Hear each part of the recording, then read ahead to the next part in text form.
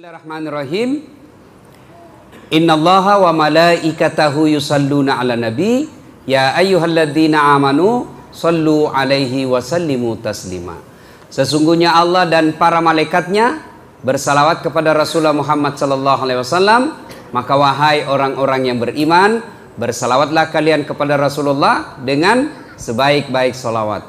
Allahumma salli ala sayyidina Muhammad wa ala alihi wa sahbihi ajma'in.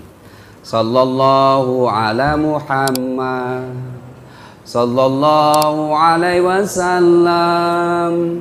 Sallallahu ala Muhammad sallallahu alaihi wasallam. Itu kalau di Sulawesi saya salawat begini semua jamaah ikut. Di sini dia lihat-lihati saya. Dia kira barangkali saya nyanyikan.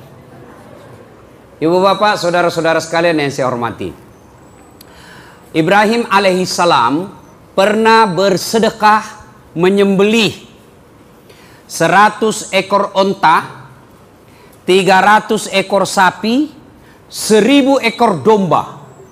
Subhanallah. Kira-kira kalau dirupiahkan sekarang kurang lebih 5 miliar. Seluruh orang memuji. Orang berkata, hebat kau Ibrahim. Jago tahu ini Ibrahim. Saya pun senang dipuji. Biasa orang bilang, ih tambah gagah ki Ustaz. Meskipun saya tahu dia bohong, tapi saya senang juga. Itulah manusia, senang dipuji. Ustaz tambah muda ki. Mana bisa orang tambah muda? Memangnya kurang umurku. Saya tahu dia bohongi saya, tapi saya senang juga. Senang dipuji. Ibrahim begitu dipuji, luar biasa kau Ibrahim. Dermawan. Berlalulah beberapa hari, beberapa bulan, beberapa tahun. Pada saat itu ada anaknya lahir bernama Ismail alaihissalam dari istrinya Siti Hajar. Jadi ibu-ibu, nah ini saya biasa berkelakar. Dalam Quran itu Pak, ada beberapa jenis rumah tangga. Satu, suaminya beriman, istrinya kafir. Ini keluarga Nabi Lut alaihissalam. Yang kedua sebaliknya. Istrinya beriman, suaminya kafir. Nah, ini Fir'aun laknatullah alaih. Yang ketiga, istri kafir, suami pun kafir. Siapa? Abu Jahal, Abu Lahab. Dan yang keempat, istri beriman, suami beriman. Inilah keluarganya Ibrahim alaihissalam. Kira-kira ibu mau seperti apa? Ibrahim? Alhamdulillah. Dengar Pak. Mau semua Ibrahim alaihissalam. Tapi ingat ibu, Ibrahim itu alaihissalam 2 istrinya. Lah sudah bilang ibu, nggak usah Ustaz, Fir'aun saja. Nah, Ibrahim alaihissalam dengan istri Siti Hajar lahir Ismail alaihissalam, itu keturunan orang Islam. Ibrahim alaihissalam dengan istrinya Siti Sarah lahir Ishak alaihissalam, inilah keturunan Yahudi. Nah, ibu bapak, saudara-saudara sekalian, berlalulah. Kemudian pada tanggal 8 Zulhijjah, Ibrahim alaihissalam tidur dan dalam tidurnya bermimpi. Ibrahim, dulu kau pernah bernasar, kalau ada anakku, anakku saya sembeli. Sekarang kau punya anak, wujudkan janjimu. Ibrahim bangun. Ini mimpi atau wahyu? Kalau mimpi, kenapa jelas sekali? Kalau wahyu, kenapa anak disuruh potong? Bingung Ibrahim alaihissalam, berpikir-pikir. Tanggal 8 Zulhijjah. Maka sekarang tanggal 8 Zulhijjah bagi kita orang Islam diperingati dengan disebut hari Tarwiyah atau hari berpikir-pikir. Nah, sudah. Tidur lagi besok tanggal 9 Zulhijjah. Tidur lagi Ibrahim alaihissalam, mimpi lagi, mimpi yang sama. Ibrahim, wajah inderamu, bayar utangmu, nasarmu tunaikan. Ibrahim alaihissalam bangun dan lalu berkeyakinan ini bukan mimpi, ini pasti wahyu. Maka tanggal 9 Zulhijjah Ibrahim alaihissalam yakin, maka kita pun tanggal 9 Zulhijjah sekarang ini disebut hari Arafah atau hari keyakinan. Mantap. Tanggal 10 Zulhijjah Ibrahim alaihissalam mendatangi anaknya dan berkata, Nak, saya mimpi diperintah Allah untuk menyembelih kamu. Menurut kamu bagaimana?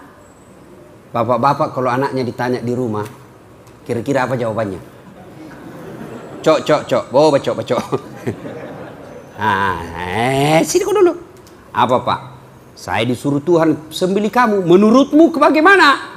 Pasti jawabannya, kenapa saya masih muda? Nenekku saja yang sudah tua. Ini jawaban orang pintar tapi tidak soleh. Benar, masuk akal. Ini kan sudah tua, sudah sedikit lagi sakaratil maut. Muka-muka seperti ini di depan ini. Muka sakaratil maut.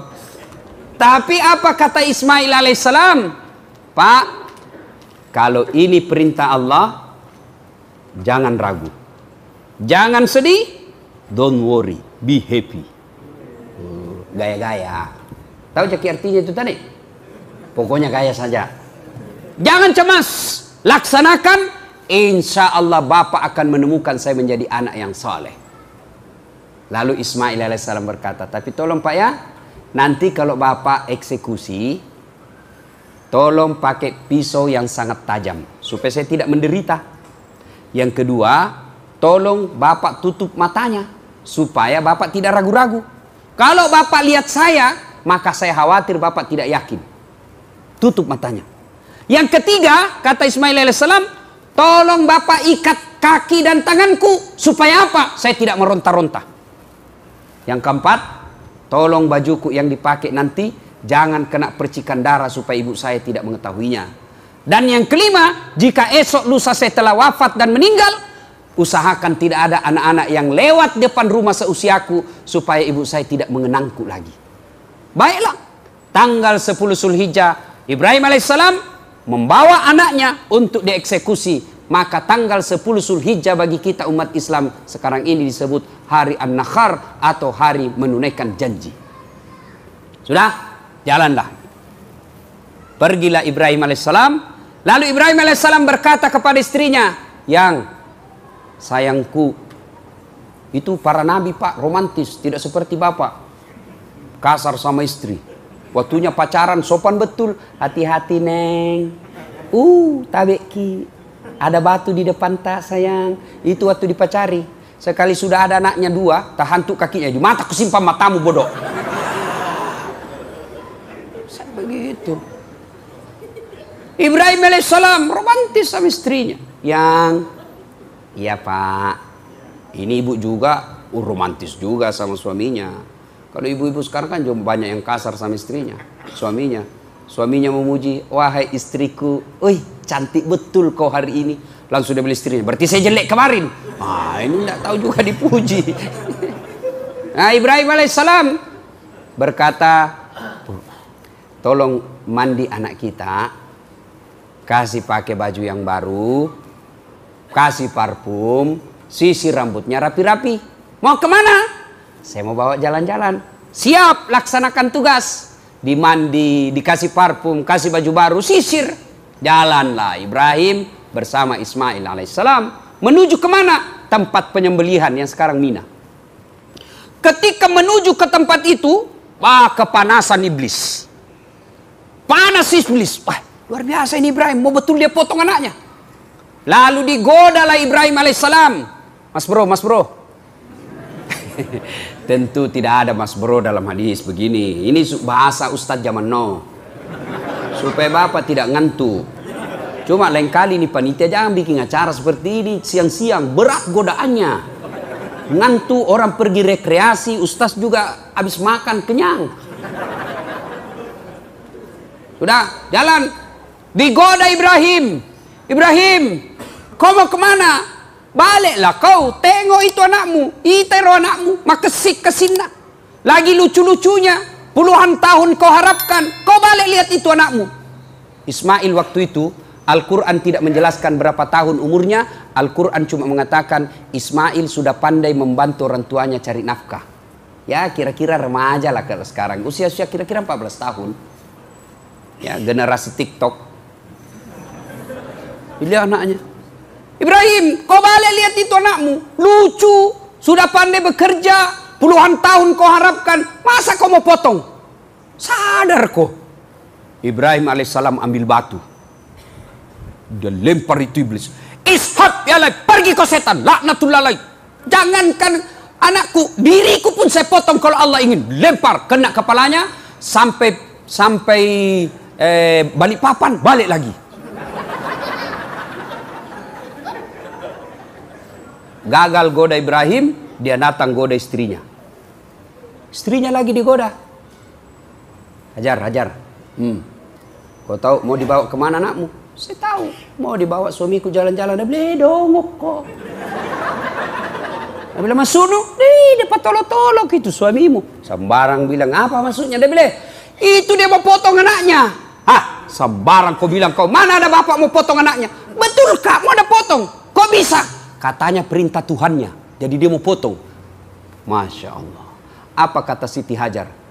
Iblis, kalau ini perintah Allah, jangankan anakku, saya pun siap dipotong kalau itu perintah Allah. Dia ambil batu, dilempar juga. Pergi kau, pak, kena kepalanya. Sampai berau, balik lagi. Dia bilang iblis, lebih gila dari anaknya ini. Akhirnya apa? Gagal suaminya, gagal istrinya, dia datang ke anaknya. Boy. Cok. Kau tahu mau kau dibawa mana bapakmu? Kau tahu ji. Mau kena potong. Jangan kau mau. Bodoh-bodohmu. Jangan banyak bicara situ ah. Dasar ini iblis ini, banyak bicaramu. Dia ambil batu, dilempar juga. Ishab, pergi kau, kena matanya. Picok. Apa ke bahasa Indonesianya itu picok? Nggak ku tahu apa, Pak. Orang Bugis itu picok, rusak mata satu. Itu iblis itu picok ki. Kena mata kanannya, lempar iblis. Kena matanya, lari, tapi tidak putus asa. Dilempar sama suaminya, dilempar sama istrinya, dilempar juga sama anaknya. 3 kali lempar. Inilah simbol pelaksanaan ritual melempar 3 jumroh ketika orang Islam pergi haji. Lontar jumrah akabah, usta, ula. Setan besar, setan tengah, setan kecil. Lempar. Simbol permusuhan abadi antara iblis dengan manusia. Itu kalau kita pergi jamaah haji kan Indonesia kan melempar. Ada jamaah haji Indonesia pak. Wah, dia lihat ini tempat setan. Dia bilang, inilah setan yang selama ini menggoda saya. Dia ambil batu. Kurang ajar kau, selama ini kau menyesatkan saya. Dia lempar. Bismillahirrahmanirrahim. Allahu Akbar. Pak. Kembali itu batu. Melenting. Hampir kena kepalanya. Dia tangkap.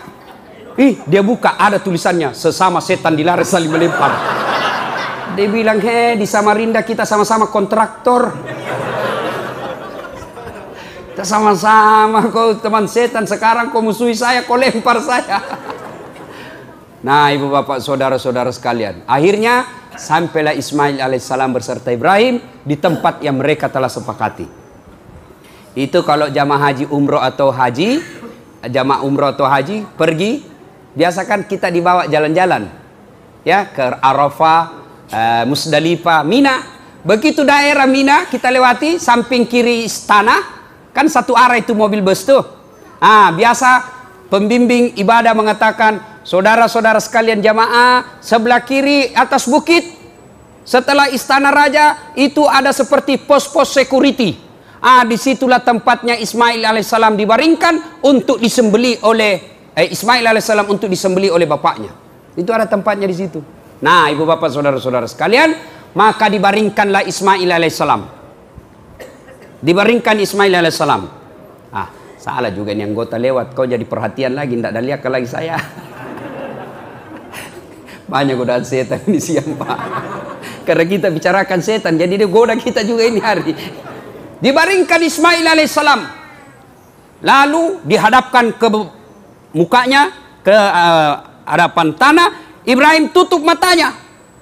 Diambil pisau. Pisau yang sangat tajam. Dia sembeli, dipotong anaknya. Apa yang terjadi? Tidak mempan. Dia iris, tidak mempan. Lalu Ismail alaihissalam berkata, Pak, barangkali pisau yang kita pakai pisau tumpul. Dia bilang, tidak, tajam ini nak. Maka ini, ya ini sudah mau Idul Fitri, Idul Kurban. Itu adab menyembelih binatang pakai pisau yang sangat tajam. Dan ada caranya itu Pak. Ya, kambing, sapi, apalagi angsa, itu susah dipotong Pak. Kalau tidak tahu tekniknya Pak, biasa lari tuh angsa. Dia tinggal kau lari tuh. Kalau kita potong tengah-tengah, maka kita itu potong daerah sini. Nah, lain kali kita bahas itu. Nah, ibu bapak, saudara-saudara sekalian, adabnya pakai pisau dan mengucapkan bismillah. Hati-hati bapak yang suka makan ayam di luar. Ayam potong. Banyak itu biasa tukang potong, dia tidak baca bismillah potong ayam. Saya pernah lihat di pasar tukang potong Pak, 40 ayam dia potong cuma 1 kali bismillah. Dia cuma bilang bismillahirrahmanirrahim kali 40. Tidak boleh begitu cilaka. Harus satu bismillah, 1 leher. Ibu bapak, saudara-saudara sekalian, akhirnya dipotong, tidak mempan. Ibrahim berkata, memang barangkali tumpul ini saya punya parang. Dia hantamkan ke batu. Begitu dihantamkan ke batu, baru 1 kali terbelah itu batu. Ibrahim, tajam aja ini. Kok tidak bisa mempan ini? Dia ulang lagi. Begitu dia mau ulang, Ismail alaihissalam berkata, Pak, tunggu dulu. Apalagi nak, tolong buka ikatan kaki dan tanganku.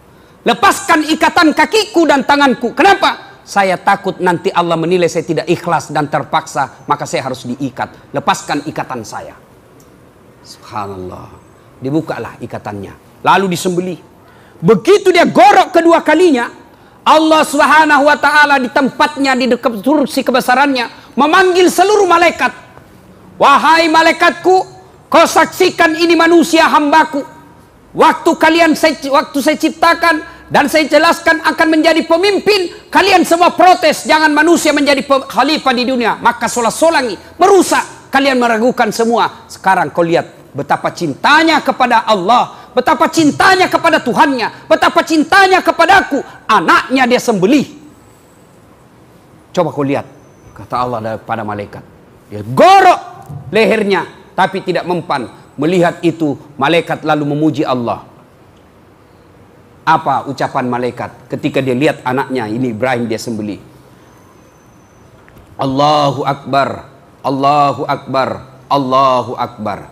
Disambung, itu malaikat katakan Allahu Akbar, Allahu Akbar, Allahu Akbar. Disambung oleh Ibrahim alaihissalam, La ilaha illallah, huwallahu akbar. Mendengar ini Ismail alaihissalam melanjutkannya, Allahu Akbar walillahil ham. Itulah kalimat takbir. Kalau kita pergi lebaran, Allahu Akbar, Allahu Akbar, Allahu Akbar. Malaikat, La ilaha illallah wallahu akbar. Ibrahim, Allahu Akbar walillahil ham. Ismail. Ini sunnah. Bapak besok pergi lebaran, dari rumah ke lapangan, dari rumah ke masjid, baca itu kalimat talbiyah, kalimat takbir. Allahu Akbar, Allahu Akbar, Allahu Akbar. La ilaha illallah wallahu akbar, Allahu Akbar walillahil ham. Cuma anak-anak kita sekarang kalau pergi hari raya bukannya takbir, apa? Selfie. Mulai di jalan selfie, OTW lebaran. Coba. Sampai lagi duduk menunggu khatib. Sampai sholat sunnah, dia fotonya juga dirinya. Sholat sunnah 2 rakaat. Bapak, mulai besok dari rumah ke tempat Idul Adha, takbir Pak. Jangan Bapak ragu-ragu. Begitu Bapak ragu dan malu, berarti Bapak berhasil digoda oleh setan. Kerasin saja. Allahu Akbar, Allahu Akbar, Allahu Akbar. La ilaha illallah, Allahu Akbar, Allahu Akbar walillahil ham. Ada yang berkata, bah, so alim. Bilang, setan. Allahu Akbar, Allah. Setan juga. Sudah. Tidak ada urusan. Takbir. Itulah bentuk kecintaan kita kepada Allah. Alhamdulillah Allah tidak minta anak dikurbankan. Iya, kalau anak dikurbankan diminta kurban dan banyak anak, enak. Mana? Cari yang nakal. Kurbankan anakmu. Cari yang mana yang pembohong ini. Bapak saudara-saudara sekalian. Nah, sudah itu begitu disembeli, kemudian bertakbir, Allah perintahkan kepada malaikat Jibril, Jibril, ambil itu kibas dalam sorga. Bawa itu kibas, ganti lehernya Ismail menjadi kibas. Maka kibas itulah yang dipotong. Inilah sejarah kurban yang insya Allah beberapa hari yang akan datang kita melaksanakannya, Idul Kurban.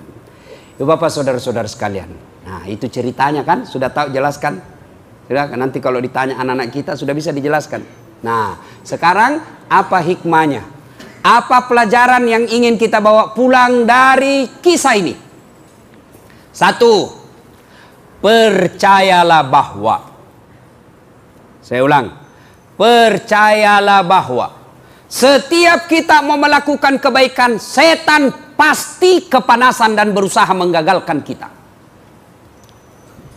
Allahu Akbar, Allahu Akbar. Setan bisik, ada pembeli. Sebentar, bisa itu, selesai kau sholat sendiri saja di rumahmu. Setan. Apa bapak kemudian tinggalkan barang dagangan lalu menuju ke tempat wudhu? Apa setan putus asa? Tidak. Setan tidak akan berhenti sebelum berhasil. Maka dia goda lagi kita. Bagaimana caranya? Wudhu kita seadanya. Wudhu kita tidak sesuai diajarkan Nabi. Banyak orang wudhu Pak sekarang yang saya lihat tidak diajarkan Nabi. Bagaimana doa mau diterima ketika sholat? Kita wudhu saja salah-salah.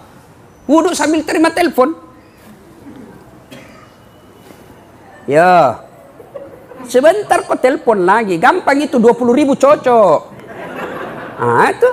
Siapa ajar ki wudhu sambil terima telepon? Jangan ketawa bos, saya serius ini. Ayo. Al-Quran mengajarkan wudhu itu membasuh jari-jari ke siku. Jari-jari ke siku. Mana maknanya? Prakteknya begini bos. Jari-jari ke siku. Tapi apa yang kita praktekkan? Siku ke jari-jari. Mana buktinya? Sambil menyanyi. Pulang-pulangku berbadan dua.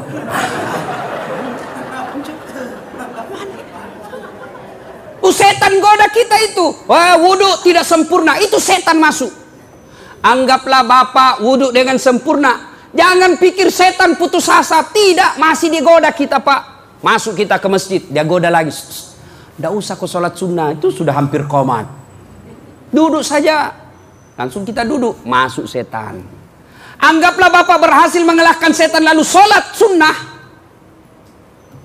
Jangan pikir setan menyerah. Apa? Dia suruhnya lagi kita cepat-cepat. Tidak usah kau baca surat pendek. Al-Fatihah saja, cukup. Anggaplah bapak sholat dengan sempurna. Jangan pikir setan menyerah. Apalagi digoda lagi kita. Dengan cara apa? Luar biasa kau dasar. Wudukmu bagus. Sholatmu sempurna. Bacaanmu baik. Kamu paling soleh dalam masjid. Akhirnya muncul sombong. Semua yang ada masjid ini salah. Saya saja yang benar. Masuk setan. Sekarang banyak orang begitu pak.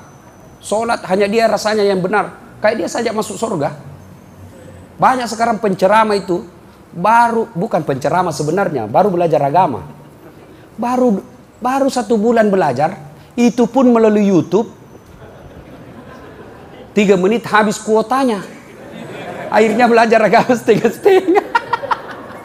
Bahaya itu ustaz sekarang, ustaz sombong. Suka sekali salahkan orang. Bid'ah, masuk neraka. Nenekmu punya neraka. Luasnya itu sorga kau tidak mau kasih masuk bos. Kasih masuk juga biar di pinggir-pinggir. Kaulah di tengah, biarlah kami ini di pinggir. Masa banyak sekarang penceramah pak, judulnya bikin takut-takut. Judul, kesalahan-kesalahan orang yang sholat. Kenapa orang yang sholat kau cari salahnya? Lebih kesalahan-kesalahan orang yang tidak sholat. Hanya itu penceramah begitu. Kesalahan-kesalahan sholat berjamaah. Apa orang berjamaah kau salahkan? Kita setengah masih kasih masuk masjid, kau kasih salah lagi. Kenapa tidak ke ceramah saja? Apa ceramah? Akibat orang yang tidak berjamaah di masjid. Supaya dia datang. Ini sekarang banyak lagi ceramah. Kesalahan-kesalahan orang yang berkurban. Kita setengah mati aja berkurban, kau salahkan lagi. Banyak itu penceramah begitu Pak. Itu penceramah sombong itu. Hanya dia mau masuk surga. Nenek muka punya surga. Banyak penceramah sekarang ini sombong. Tidak mau menerima perbedaan pendapat. Adakah ustadz sombong? Banyak Pak. Banyak itu ustadz sombong. Ada beberapa kenalan saya ustadz sombong betul. Mana ciri-cirinya? Waktu belum terkenal, saya miss call, dia sudah langsung telepon saya. Saya miss call saja, dia langsung telepon. Sekarang saya telepon, tidak dijawab-jawab. Dari pagi sampai sore saya telepon, tidak dijawab. Begitu malam dia jawab, siapa ya? Sota. Ada nama aku di situ, gue pura-pura tidak kenal. Jah. Hancur juga ini ustaz. Ada juga ustaz begitu, Pak. Tidak mau menerima perbedaan pendapat. Hanya gara-gara satu celananya di atas mata kaki, satu di bawah mata kaki, bertengkar. Mau bertengkar. Bagaimana itu kalau ustaz? Ada juga itu orang masuk masjid mengganggu orang berjamaah. Gimana itu masuknya ustaz? Itu yang kasih sentuh-sentuh kaki di bawah. Bagaimana itu ustaz? Kalau mau kasih begitu, tanya dulu di samping tak. Bos, boleh saya sentuh kakimu? Kasih tahu begitu. Kalau dia bilang, boleh, silahkan laksanakan. Kalau dia bilang, jangan, kau ganggu konsentrasiku. Jangan paksa orang. Saya biasa kasih pindah, dia kasih pindah lagi. Saya kasih pindah kakiku, dia kasih pindah lagi. Saya injak Pak. Kenapa diundak ustaz? Kau ganggu saya. Juga itu orang berjamaah kayak dia saja yang alim di dalam masjid. Baca Al-Fatihah saja kayak mau digigit telinga tak. Iya. Biasa iya mau cowok. Ada juga yang begitu Pak. Takbir ganggu orang. Allah. Setan semua itu Pak. Dalam bentuk manusia. Dan ini susah diusir Pak. Kalau setan tidak dilihat, baca basmalah, lari dia Pak. Kalau setan dalam bentuk ini susah diusir Pak. Baca Yasin, dia bilang baca kok sampai hatam, saya makin dekat. Bapak saudara-saudara sekalian, percayalah, setiap kita mau melakukan kebaikan, setan pasti masuk. Maka oleh karena itu selalu diingatkan, ya ayyuhalladzina amanu dukhulu fis-silmi kaffatan wa la tattabi'u khutuwatis syaitan, dan janganlah engkau ikuti langkah-langkah setan, karena sesungguhnya setan itu musuh yang nyata bagi kalian. Setan yang nyata-nyata musuh kita. Musuh kita bukan ulama, musuh kita bukan sesama muslim, musuh kita bukan sesama anak bangsa, musuh kita setan laknatullah alaihi. Itu kata Quran, musuh kalian adalah setan. Tapi yang kita musuhi ulama, yang kita musuhi Islam, yang kita musuhi saudara kita, hanya karena kita berbeda pendapat, berbeda mazhab. Mulai dari takbir itu kan orang sudah berbeda Pak. Nabi takbir sejajar dengan bahu. Mana disebut sejajar dengan bahu? Ada yang memaknai begini, sejajar dari atas. Ada yang memaknai begini, kenapa? Sejajar dari depan. Mau begini silahkan, mau begini silahkan.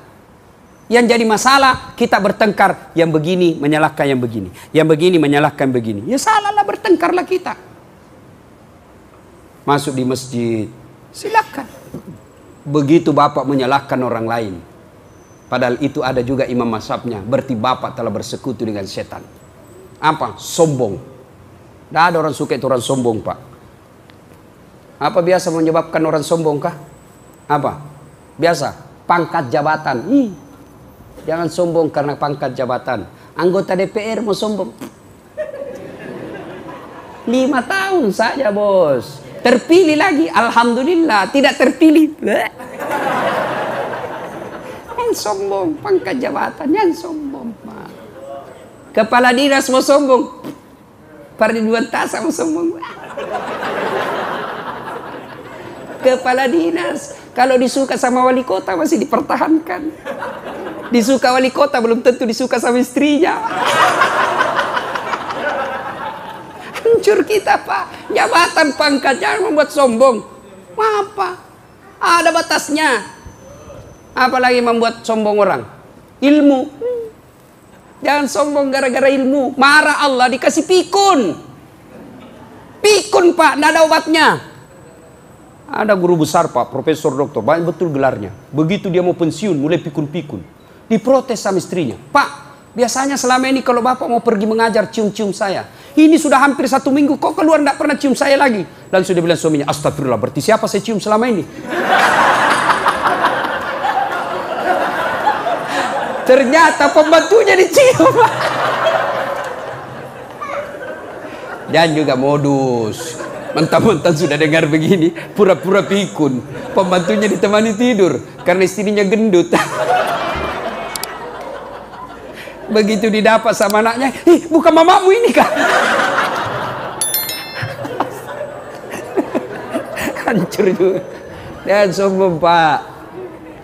Apa lagi membuat orang sombong? Apa lagi? Hah? Harta. Jangan sombong Pak. Sebentar saja kalau Allah mau ambil. Sebentar saja Pak.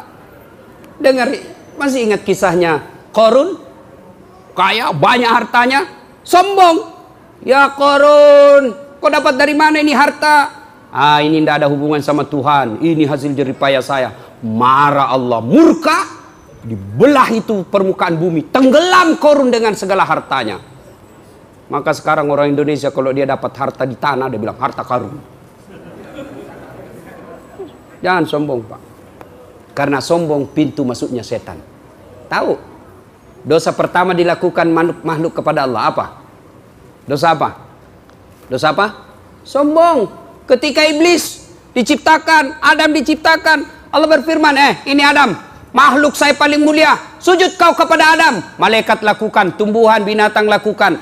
Iblis tidak mau. Saya tidak mau ya Allah. Kenapa kau tidak mau? Adam diciptakan dari tanah, saya dari api. Unsur kejadian saya lebih mulia dari Adam. Adam baru diciptakan, saya senior. Masa senior hormat sama junior? Gengsi dong. Saya tidak mau. Allah berfirman, kau sombong rupanya. Keluar kau dari surga. Diusir gara-gara apa? Sombong. Jabatan sombong, Fir'aun. Itu simbol kesombongan dengan jabatan Fir'aun. Allah laknat Fir'aun karena dia punya rasa sombong. Kenapa? Karena punya sombong, puncak kesombongannya dilantik dirinya jadi Tuhan. Maka sekarang Allah laknat, tidak ada suka itu Fir'aun. Buktinya mana Ustaz? Mana ada orang mau kasih nama anaknya Fir'aun? Pejabat Indonesia juga tidak senang kalau disebut Fir'aun. Saudara-saudara sekalian, ladies and gentlemen, hadirin, kita sambut Bapak Fir'aun Kabupaten. Dilemparnya kita Pak. Tuh karena sombong. Ya. Nah, puncak kesombongan satu diantaranya teman setan, sombong, ghaniyun mutakabbir, orang kaya yang sombong. Orang kaya yang sombong. Kaya harta sombong, temannya setan. Kaya pangkat pejabat sombong, temannya setan. Kaya ilmu, ilmuwan sombong, temannya setan. Itu temannya setan. Tapi kalau itu semua orang sombong, orang masih bilang, iya kan pantas dia kaya lah, sombong, wajar. Tapi temannya setan. Kalau kaya sombong, temannya setan. Bagaimana kalau miskin sombong? Miskin sombong, bukan lagi temannya setan. Kau sudah jadi setan cilaka.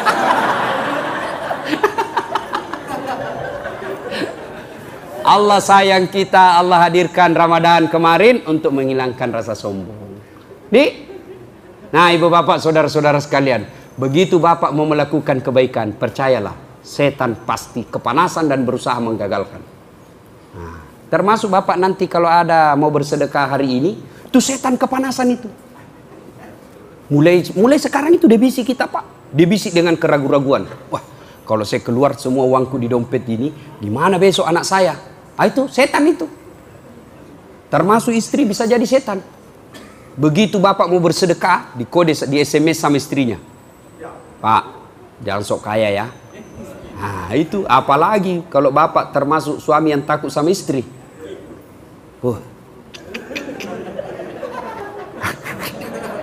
Ada di sini suami takut sama istrinya? Ada? Ada? Waduh, lain-lain. Kiamat. Nggak usah aku tunjuk Pak. Berarti jadi laki-laki kalau takut sama istri. Bagaimana caranya Pak Ridwan Tasak mau takut sama istrinya? Caranya, nah gaji diambil semua tiap bulan. Kita kasih uang panai, dibelikan mobil, dicicilkan rumah, dicicilkan pakaian. Semua gaji kita diambil tiap bulan. Masa kita mau takut sama istri? Cari mati itu. Nah, jangan mau takut sama istri Pak. Nggak betul itu. Saya bilang, orang berarti Ustaz tidak takut sama istri. Ngapain sih takut sama istriku? Cuma dia lebih berani dari saya.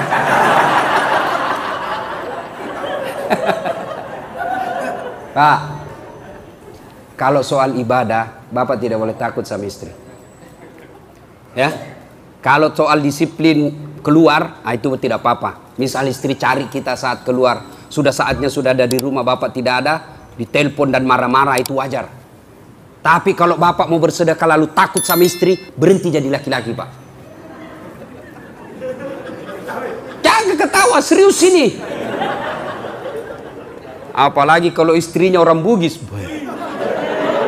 Masekan.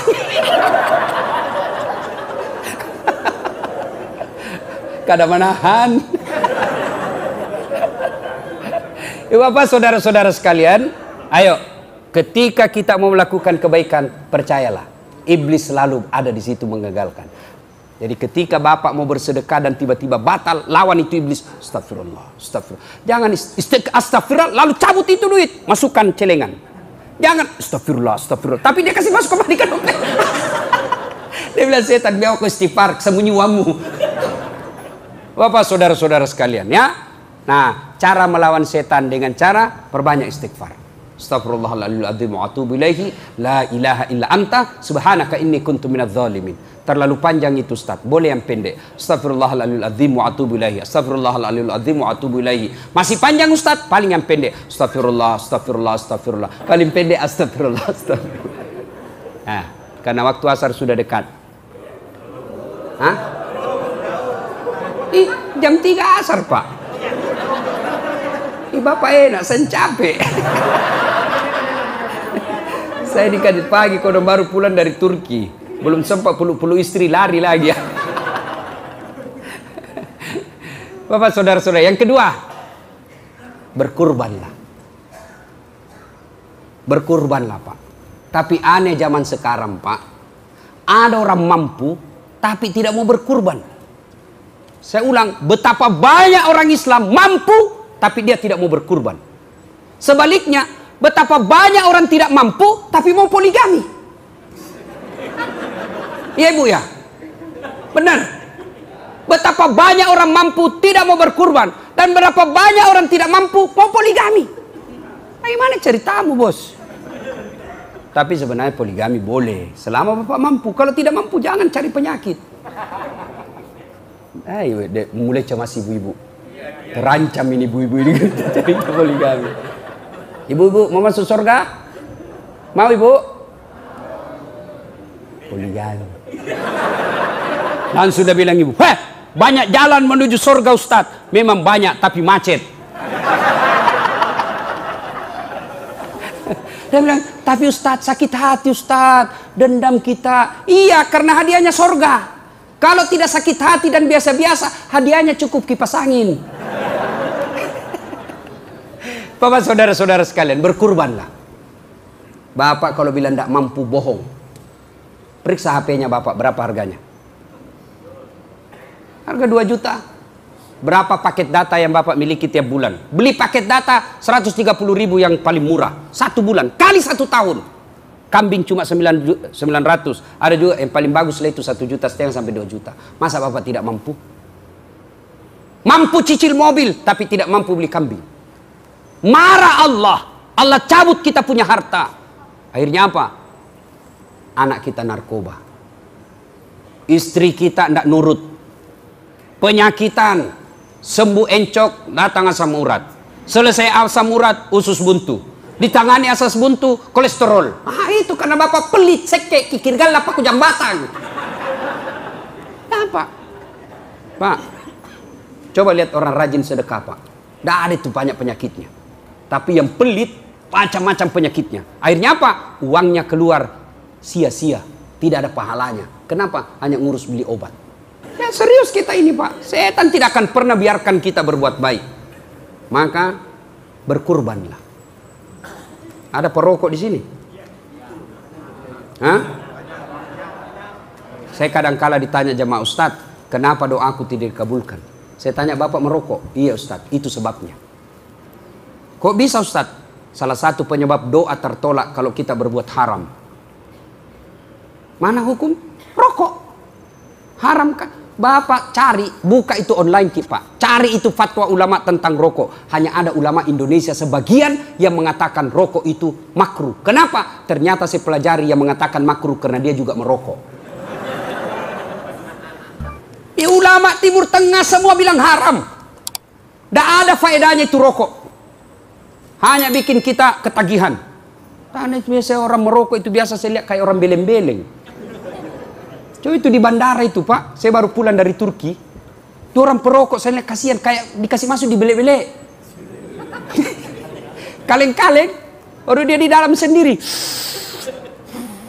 Itu aja dikerja 10 menit. Sekali-kali isap kunyah. Kasihan saya lihat itu perokok. Kayak kurang kerjaan. Jangan marah Pak ya, jangan marah. Bapak juga kalau marah tidak apa-apa. Saya sudah mau pulang juga nanti. Berhentilah merokok Pak. Tahu itu rokok. Semua perusahaan rokok yang ada di Indonesia dan di dunia umumnya milik orang Yahudi. Apa kerjaannya Pak? Dia kasih sakit kita orang Islam. Sudah itu dikirimi lagi kita anti obatnya itu supaya kita berhenti batuk. Jadi uang kita habis untuk orang Yahudi. Bapak perangi, Allahu Akbar, takbir, lawan Yahudi, tapi Bapak merokok. Memang ceritanya. Jangan marah Pak, jangan marah. Saya doakan Bapak berhenti. Tabung itu uang rokok, niatkan hari ini, ya Allah, tolong saya tidak bisa sembuh tanpa pertolonganmu ya Allah. Saya niatkan pembeli rokok saya ya Allah, saya kirim ke Palestina untuk saudara saya. Masa Allah tidak kabulkan doa kita? Berarti Bapak merokok itu setan itu Pak. Bayangkan, setiap Bapak beli rokok 20% dikirim ke Israel. Untuk apa? Membangun negara Israel. Salah satu diantaranya untuk membeli persenjataan. Berarti Bapak merokok menyumbang untuk apa? Menembaki saudara kita orang Islam. Dan ketika Bapak wafat dan di akhir penghisapan nanti Bapak dicari. Mana itu perokok? Mana semua itu perokok? Sudah dikasih tahu Ustadz Dasar tapi kepala batu. Hati-hati Pak. Saya doakan Bapak berhenti merokok lalu beli kambing. Insya Allah tidak ada orang bangkrut kalau rajin berkurban. Tidak ada Pak. Banyak pengalaman hidup saya tentang hebatnya ini kurban. Sedekah Pak. Kecil itu Pak Allah ganti kecil. Kenapa kita miskin? Selalu kita bilang apa saya makan besok? Apa saya kalau saya sedekah ini? Saya potong kambing apa saya besok? Allah marah. Kenapa? Kita tidak percaya Allah Maha Kaya. Kita tidak yakin Pak. Maka kita miskin. Kenapa? Karena selalu berpikir saya miskin, saya miskin. Ana inda sanni abdi bi. Saya tergantung sangkanya hambaku. Kalau dia hamba, dia yakin. Dia kira miskin, miskin kau. Kalau kau yakin kaya, kaya kau. Dalam psikologi disebut sugesti atau berprasangka baik. Gimana kalau saya potong kambing? Apa nanti pembayaran? Jangan putus asa. Allah Maha Kaya. Selalu saya kasih contoh. Bapak-bapak tahu cicak? Tahu cicak? Apa dia makan cicak? Hah? Masuk akal enggak? Ibu-ibu, masuk akal enggak cicak makan nyamuk? Gimana caranya cicak enggak bisa terbang? Nyamuk terbang. Bagaimana caranya? Allah yang ngatur. Bukan cicak yang pergi terbang kejar nyamuk. Nyamuk yang masuk ke mulutnya cicak.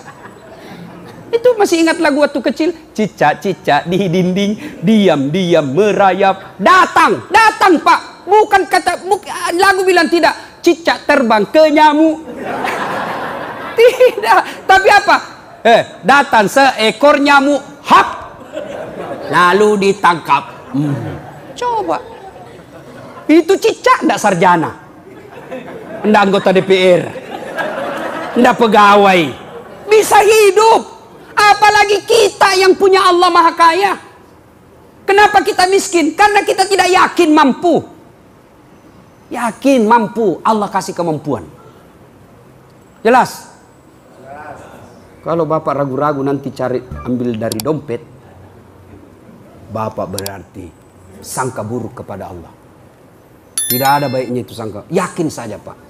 Saya dalam hidup saya, semakin saya cemaskan masa depan, semakin susah uang saya dapat. Tapi kalau saya tidak pernah ragu, Allah kasih. Allah janji. Ud'uni astajib lakum. Minta kau kepada aku, saya kasih kamu. Ya Allah, mudah-mudahan tahun ini saya bisa berkurban ya Allah. Masa Allah tidak bantu kita? Cuma kita tidak pernah serius. Mana buktinya serius? Ayo, mulai tahun lalu kita mulai tabung. Tiap pasar 100.000, tiap pasar 100.000, 1 tahun bisa beli kambing. Sama berkurbanlah Pak. Dan hari ini kita berusaha untuk kurban untuk sesama muslim kita ada di Palestina. Bapak saudara-saudara sekalian, inilah tausiah kita, mudah-mudahan ada manfaat. Ada 2 hikmah taksiah ceramah kita hari ini. Siapa yang bisa tahu? Siapa yang tahu? Satu setan? Hah? Ayo. Siapa yang bisa jawab? Hikmah pertama, setan selalu? Hah? Setan selalu? Hah? Ah, sini. Hadiah, sini. Hadiah, cepat sini. Hadiah. Oh, Masya Allah. Ini dek. Hadiah. Oh ya. Ya, makasih ya. Yang kedua, hikmah pengajian kita yang kedua apa?